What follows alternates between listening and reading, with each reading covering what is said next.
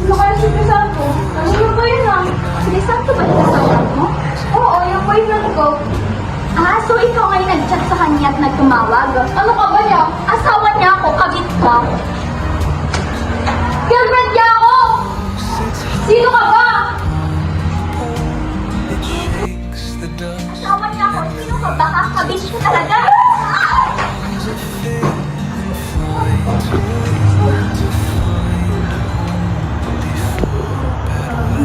Pasok! Mayora kami ba? Para mapapalaban tayo ah! Mayora ka! Kinakaya ka naman Mayora! Parang mayabang ang dating ah! Nakakalaman talaga to sa akin. Hoy! Alam mo, bago makapasok dito ng tuluyan, kailangan mo nakapasaktan. Wag! Uy,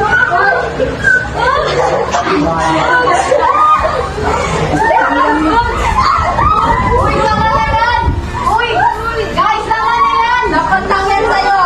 Guys, tama na yan! Pag-usap ka lang siya! Una-una mga ano! Tama na yan!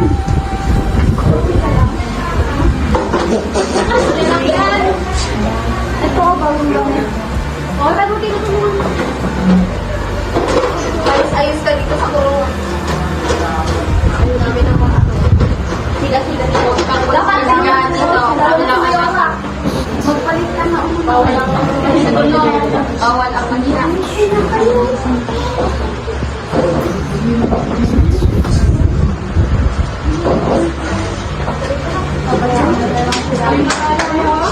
Tama lang yun. Pwede lang. Mukhang lang yun. Mukhang yun.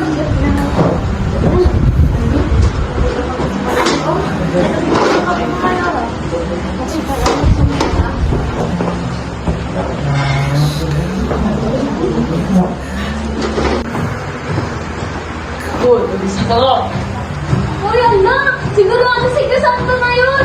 Bilisan mo na! Bilisan mo na! Opo ka.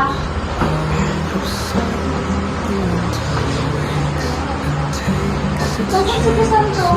Wala siya. Ako yung pinapunta niya nito. Sabi, dapat ka nga. May napapansin kasi ako sa'yo. Buntis ka ba? Buntis ka ba? Angela, buntis ka ba? Oo. Dora, ano yun, Angela? Guys, sa pagdamot sir. Ano yun, sabihin mo lang sa akin. Talaga? Sinong ama? Si Crisanto ba? Oo. Bakit? Kaya na bang panagutan kung kailan nakakulong ka na? Hindi ko alam. All in! Isa nyo, kubat-kubat nyo!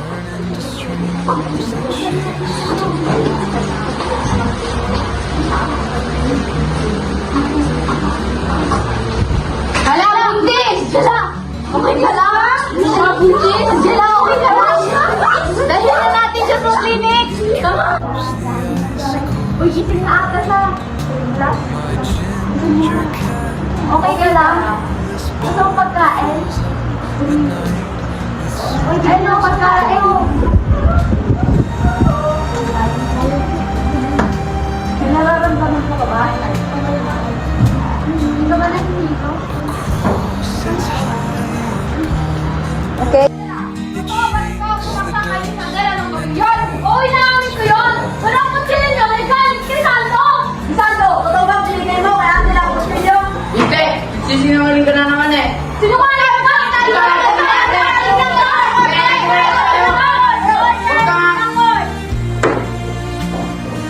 I hereby declare that Miss Angela is guilty. She will be in prison for 6 to 8 years.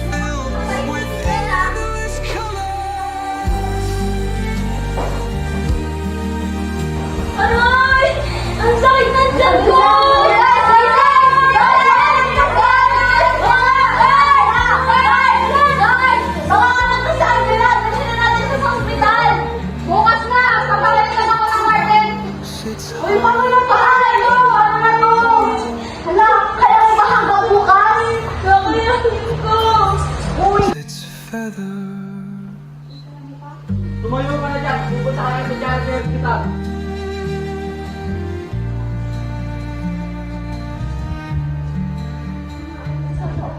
And cause of fate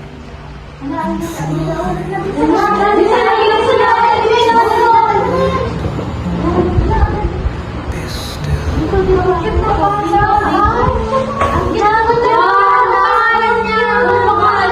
Papangalanan ko siyang Joy.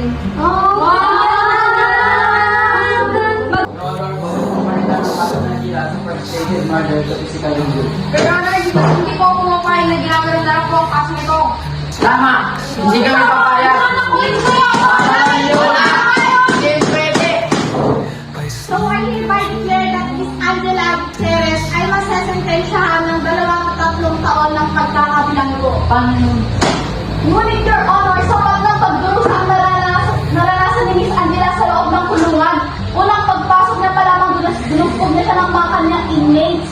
Punong-puno siya ng sugat, tapos nag-hunger strike pa lamang siya para hindi mapunta sa koleksyon ng kanyang anak. Okay, so hindi na makukulong si Miss Angela Gutierrez at siya'y makakalaya na ngayon. Miss Angela, maaari ka nang makalaya. Maaari ka nang magpaalam sa mga tao.